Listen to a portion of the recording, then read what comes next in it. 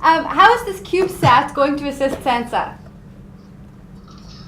Jennifer, firstly, it will assist SANSA by developing partnerships with industry, through which we actually see the training of engineers, highly qualified engineers, for part of our human capital development program.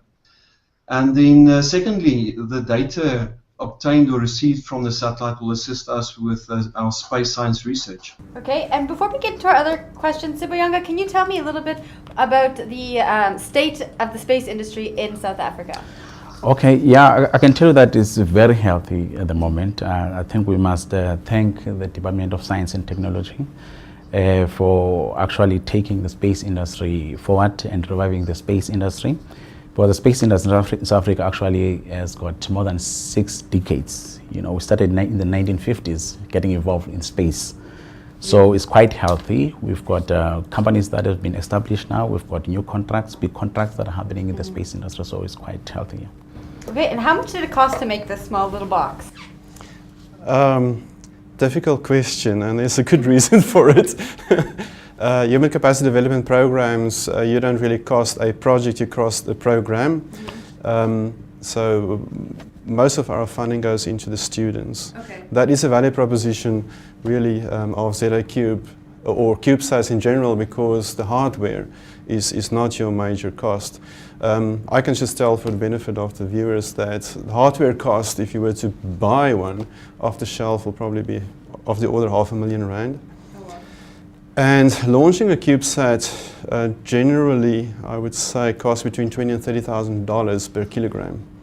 So that's also a major cost. And how many kilograms is it? That's 1.2 kilograms. Okay. So, yeah, as I said, really why CubeSats are so successful worldwide, and there are many groups out there working on CubeSats, is because most of your funding, in this case government funding, goes into the students where it belongs. Okay, and this is going to be launched at the end of the month. How long will it be in orbit for? If I may come in on that, the analysis which we've done to determine how long it will remain in orbit was actually done alongside the lines of the United Nations requirements for best practices for the sustainable use of space, because there are so many satellites up in space. And our studies have shown that the satellite should be up there for about 25 years. Now, if you recall that the satellite probably won't live that long, but it will remain up there until it will finally return to Earth due to atmospheric drag. And when it returns to Earth after 25 years, it will just burn up through the atmosphere. Okay, and what kind of data will it collect once it's up there? Yeah, if I may come in there as well. The main mission of the little satellite, it actually carries a radio transmitter which will permit SANSA to derive information about the upper atmosphere. Now, we think that the space essentially starts around about 100 kilometers above Earth, and above that, when we talk about space, it's actually not empty.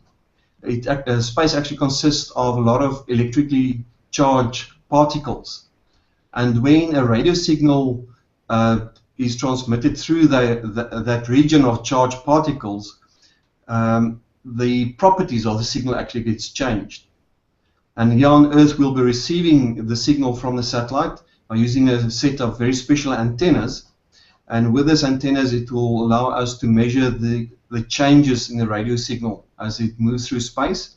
And that will give us the means for deriving some information about this electrically charged medium, as well as the way in which the waves propagate and move through space.